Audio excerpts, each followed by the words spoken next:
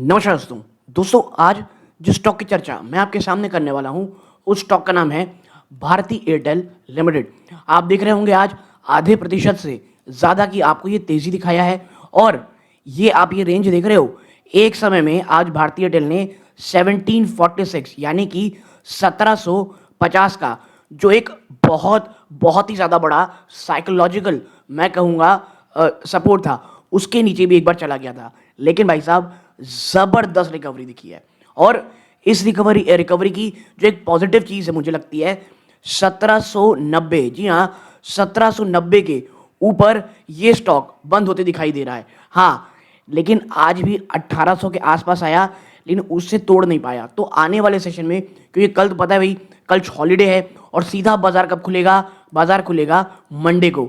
तो मंडे को बाजार खुलेगा, तो अगर जब खुले, अगर भारतीय एयरटेल 1800 रुपए के ऊपर जाकर के क्लोजिंग दे देता है और जो एक वीकनेस है ना स्ट्रक्चर, वो कहीं ना कहीं समाप्त हो जाएगा। लेकिन वापस से गिरावट होती है, 1750 के नीचे चला जाता है भारतीय एयरटेल, तो फिर अलग स्टोरी है। लेकिन भारतीय एयरटेल में इतना एम्फेसाइज मैं क्यों कर रहा हूं? अच्छा, पहले डिस्क्लोजर मैं आपको बता दूं, आज ही फ्रेश इन्वेस्टमेंट मेरी फैमिली मेंबर के साथ जो भी हम चर्चा करते हैं उसे मैंने ऐड ऑन कराया हुआ है, ठीक है। और आप ये कह सकते हो भारतीय एयरटेल में 1752 रुपए, क्योंकि आज मैंने खुद ही डीमेट अकाउंट एक्सेस करके खरीदा है अपनी फैमिली मेंबर का, तो 1752 रुपए में मैंने फर्स्ट चंक ऑफ इन्वेस्टमेंट भारतीय एयरटेल में की है। अच्छा, कई बार ये सवाल आता है कि कैसे बॉटम पता लगा लिया भाई, तू ही खरीद लेता है क्या? नहीं, ऐसा नहीं होता है। मैं हमेशा कहता हूँ सपोर्ट जो मुझे सबसे अच्छे लगते हैं वहाँ पे एक छोटे छोटे चंक से ही स्टार्ट करना, खरीदना शुरुआत करता हूँ। अगर भारतीय एयरटेल 1775 को तोड़ देता है भाई साहब, 1752 रुपए को, और 1700 रुपए के आसपास जाता है, तो भी मैं इसमें एवरेज नहीं करूंगा। मेरा जो नेक्स्ट एवरेज होने वाला है मैं आपको बता दूं, वो जब वीकनेस दिखेगी तब जो मुझे सपोर्ट और रेंज रेजिस्टेंस के हिसाब से उस समय जब मैं चर्चा देखूंगा उसके साथ नेक्स्ट एक्यूमुलेशन करूंगा। क्योंकि मुझे 15% के आसपास की भी जो गिरावट होती है ना, वो मुझे एवरेज करने लायक नहीं लगती है। एटलीस्ट 12 से 15% के बीच में नेक्स्ट आपका एवरेज होना चाहिए, उससे पहले नहीं। अगर आप एक लॉन्ग टर्म इन्वेस्टर है, अगर आप एक भाई ट्रेडर है, तो आपका स्टॉप लॉस अलग होता है। और भारतीय एयरटेल में मेरी नज़र बहुत समय थी, लेकिन प्रॉब्लम ये था कि मुझे महंगा बहुत लगता था। अब जो गिरावट हुई, प्लस जो बड़े बड़े इन्वेस्टर्स में एंट्री ले रहे हैं, कोटक सिक्योरिटीज ने अलग से एक बाय का टारगेट इसमें दिया हुआ है। और भारती एयरटेल की जो सबसे इंपॉर्टेंट चीज मुझे लगती है भाई साहब, सिर्फ आपको ये ना एक कंपनी दिख रही होगी जो टेलीकॉम ऑपरेटर है, इसके अंदर मुझे क्या दिखता है और आपको भी दिखना चाहिए। पहला जो इनका कोर बिजनेस है टेलीकॉम बिजनेस, फिर इनका एक B2B बिजनेस है जो अलग काम करता है। इसके साथ साथ इनका एक जो टीवी का जो एक बिजनेस है दोस्तों, आप देखते हैं जो एयरटेल एक्सट्रीम के नाम से आता है, वो इनका अलग है, डिजिटल आप कह सकते हैं एंटरटेनमेंट के नाम पे। फिर इसके बाद क्या आता है जिसकी चर्चा कम लोग कर रहे हैं और जिसके लिए $1 बिलियन इन्होंने अभी फंड रेज भी किया है, नेक्स्ट्रा। ये इनका है डेटा सेंटर का बिजनेस। इनके पास चार चार पावर हाउस बिजनेस हैं जो अभी भी अलग नहीं हुए हैं, ठीक है।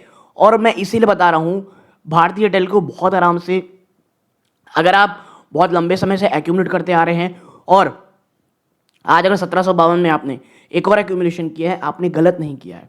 हाँ, अगर आप ये सोच रहे हो कि वी शेप रिकवरी होगी, मुझे उसके चांसेस कम लगते हैं, क्योंकि अब भारतीय एयरटेल के लिए 1800 से लेकर के 2000 रुपए, ये एक बहुत ही ज़्यादा बड़ा साइकोलॉजिकल सपोर्ट है, साइकोलॉजिकल रेजिस्टेंस है मैं कहूँगा।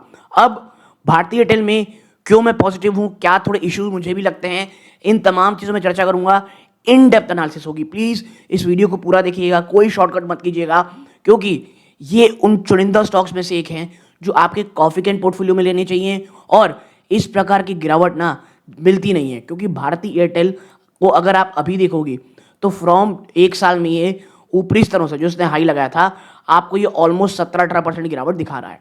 अब आगे बढ़ते हैं। It is completely understandable to feel concern जब एक हाई प्रोफाइल भारतीय एयरटेल स्टॉक ना डिप एक्सपीरियंस करता है। आइए चर्चा करते हैं हो क्या रहा है विदाउट मार्केट नॉइस। ना डरना है ना बहुत एक्साइटेड होना है, मैं हमेशा कहता हूं, ठीक है ना। जो 2 अप्रैल की एनालिसिस हम लोग यहाँ पे करने वाले हैं, आपसे बस एक रिक्वेस्ट है, वीडियो को लाइक कीजिए, इस वीडियो को हाइप जरूर कीजिएगा दोस्तों, अपने दोस्तों के साथ ज़्यादा से ज़्यादा शेयर कीजिएगा। चैनल सब्सक्राइब नहीं किया है तो चैनल सब्सक्राइब कीजिएगा। नाउ अब ये स्टॉक क्यों गिर रहा है? तो देखो, वाइल ये जो क्रैश है ना शॉर्ट टर्म का है और टेक्निकली है, जो स्टॉक एक्सपीरियंस कर रहा है एक शार्प करेक्शन और हेल्दी प्रॉफिट बुकिंग। और ये सबसे अच्छा वर्ड मुझे लगता है, हेल्दी। क्यों? अगर स्टॉक आपका ऐसा ही चलते लगेगा ना भाई साहब, तो फिर स्थिति गड़बड़ है। अगर एक बीच बीच में इस प्रकार का 17-18% या ऑलमोस्ट 20% के आसपास का अगर एक करेक्शन आ रहा है बीच बीच में, वो भी इस प्रकार कंपनी का, बहुत अच्छा मौका होता है दोस्तों। तो पहला क्वेश्चन ये है, एक तो देखो ब्रॉडर मार्केट वीकनेस रही, और एक मजबूत स्टॉक की निशानी ये रहती है कि निफ्टी में गिरावट हुई, और भारतीय एयरटेल के साथ अभी जो प्रॉब्लम चल रही है, इनके कुछ आप कह सकते हो, एक तो एक एफआईए ने इस पर सेल आउट किया था, लेकिन उसके हिसाब से एक और एंट्री हुई थी, $1 बिलियन की जो फंड रेज हुई, प्लस कंपनी जो है फाइनेंशियल सर्विस में जाने की सोच रही थी, इस कारण थोड़ा सा नर्वसनेस था स्टॉक्स में। लेकिन अगर बाजार ऊपर जाएगा तो मोस्ट प्रॉब्ली भारतीय एयरटेल भी आपको ऊपर जाता हुआ ही दिखाई देगा। ये इनकी एक पॉजिटिव चीज होती है। तो दोनों ही निफ्टी और सेंसेक्स वो फेस कर रहे हैं सेलिंग प्रेशर, और तेजी से गिरा रहे हैं हैवी वेट जैसे एयरटेल इन प्रोसेस।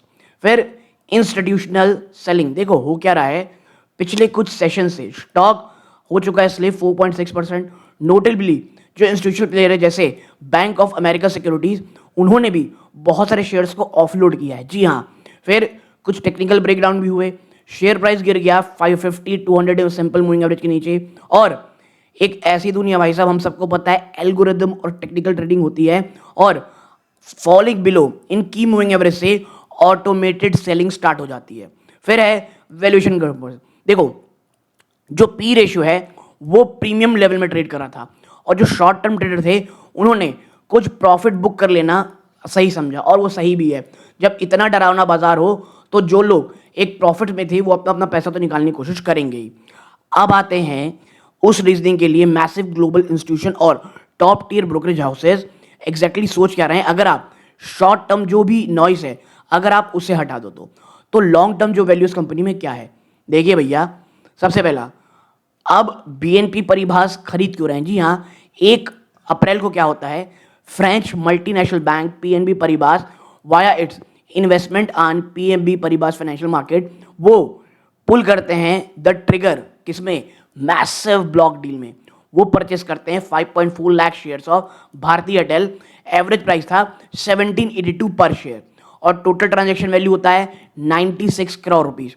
सेलर कौन था? जो हमने ऊपर देखा, bank of America securities UPA Europe. Now अब यहां पे लॉजिक क्या चल रहा है, देखो जो यूटिलिटी थीसिस बीएनपी परिभाष की जो रिसर्च टीम है, उन्होंने पहले भी एक बात कही थी, प्लीज दैट जो टेलीकॉम सर्विस है ना, ये मॉडर्न डे एरा का एक इंडिस्पेंसेबल है। जैसे पेट्रोल इलेक्ट्रिसिटी अब ये कोई साइक्लिकल लग्जरी नहीं रह गई, बल्कि ये नेसेसिटी बन गई। और आपके और मेरे जैसे लोग, और मैं जो एक्चुअली एक आप जैसे कंटेंट क्रिएटर है, उससे ज़्यादा अच्छा कौन ही जानेगा कि इंटरनेट कितना ज़्यादा इंपॉर्टेंट है। फिर इंस्टीट्यूशनल बार्गेन हंटिंग, जो बड़े इंस्टीट्यूशंस होते हैं ना, वो कभी कभी ना जब एंट्री लेते हैं, कभी मोमेंटम में एंट्री नहीं लेते। वो तब एंट्री नहीं लेते हैं जब स्टॉक 52 दिखाई चल रहा हो, वो लेते हैं। और बिकॉज एयरटेल ना अब करेक्ट हो चुका है 15-17% फ्रॉम 52 वीक हाई 2174। इन्होंने एक valuation sweet spot for a massive financial institution जैसे बीएनबी परिभाष को स्कूप किया है for block of share without driving up the market price. यानी कि अब जो चीज़ है ना, एक अच्छा स्टॉक अच्छी कीमत इनके पास है। फिर कैपिटलाइजिंग ऑन ब्लॉक डील, एक हैवी मार्केट सेल ऑफ में जहां पे रिटेल या जो छोटे फंड होते हैं वो अक्सर पैनिक कर जाते हैं, giant foreign institutional investor FIIs use करते हैं इस ब्लॉक डील को to swap equity at a fix price, जो हैविली फेवर करते हैं लॉन्ग टर्म होल्डिंग स्ट्रैटेजी को। ठीक है, तो ये तमाम प्रकार की चीजें थी जिस कारण यहाँ पे एंट्री हुई। फिर कोटक ने भी इसे बाई का टैग की दिया। उसने क्यों दिया? तो भाई साहब कोटक ने इसे ना रिसेंटली अपग्रेड किया था एड रेटिंग को टू हाई कन्विक्शन बाय, और टारगेट प्राइस था 2250 रुपए। अब मैं हमेशा कहता हूं टारगेट का कोई मतलब नहीं होता भाई साहब, कल को कुछ थोड़ी बहुत प्रॉब्लम आ गई और ये अपना टारगेट कम कर देंगे, हम फंस जाएंगे। ये क्यों बोल रहे हैं? तो देखो कोटक का इसमें जो रैशनल है वो ये है, तो जो नंबर 1 रीजन है कोटक के अपग्रेड का, वो है शिफ्ट इन कैश फ्लो। बहुत सालों से टेलीकॉम कंपनियां ना पैसे पानी की तरह बहा रही थी ताकि वो 4G और 5G इंफ्रास्ट्रक्चर बना पाए। कोटक ये एक्सपेक्ट कर रहा है कि जो एयरटेल का कैपेक्स है अब वो गिर करके 21 से 22% ऑफ रेवेन्यू हो जाएगा बिटवीन फाइनेंशियल 26-28। और ये कितना ज़्यादा डाउन है, जो इनका हिस्टोरिकल एवरेज 30% है। यानी जहां एक समय कंपनी 100 रुपए कमाती थी, वो 30 रुपए तो इंफ्रा में डाल देती। अब जब बहुत सारी चीज़ें ऑलरेडी हो चुकी हैं सब, एक तो डाउन साइकिल है, क्योंकि देखो रुकेगी नहीं चीज़ें, मैं आपको बता दूं, इन्हें लगातार अपग्रेड करना ही पड़ेगा, पैसे बहाने पड़ेंगे। और ऐसे में 21 से 22% अब वो घट जाएगा रेवेन्यू। बॉटम लाइन, कम पैसे खर्चे किए जाएंगे नेटवर्क बिल्डिंग में। इसका मतलब कैश फ्लो बहुत सारा आएगा, ताकि वो अपना जो कर्जा है ना वो कम कर पाए और distribute further dividend to shareholder. आप देख रहे होंगे बहुत समय से भारतीय एयरटेल एक तो डिविडेंड बहुत कम देता है, भाई कैसे देगा, इतने सारे इतने हजारों करोड़ के AGR ड्यू है, फिर इन्हें रिलायंस जियो जैसी बड़ी कंपनी के साथ लड़ना है, तो इन्हें लगातार निवेश करना पड़ता है इंफ्रास्ट्रक्चर में। बट अब वो साइकिल ऑलमोस्ट पीक हो चुकी है, तो कहा जा रहा है शायद आने वाले समय में 21 से 22% रहेगा, तो काफ़ी पैसे बचेंगे। फिर है आरपो एक्सपेंशन और मार्केट शेयर गेन। देखो despite market correction, Airtel continue कर रहा है ऐड प्रीमियम सब्सक्राइबर। ट्राई का जो डेटा है ना फरवरी का, वो ये दिखाता है एयरटेल ने ऐड किए हैं 48.5 लाख नेट नए वायरलेस कस्टमर। कोटक एंटिसिपेट कर रहा है जो नियर टर्म हाइक है ना आरपू में, ये डायरेक्टली इन्फ्लेट करेगा इनके प्रॉफिट मार्जिन को।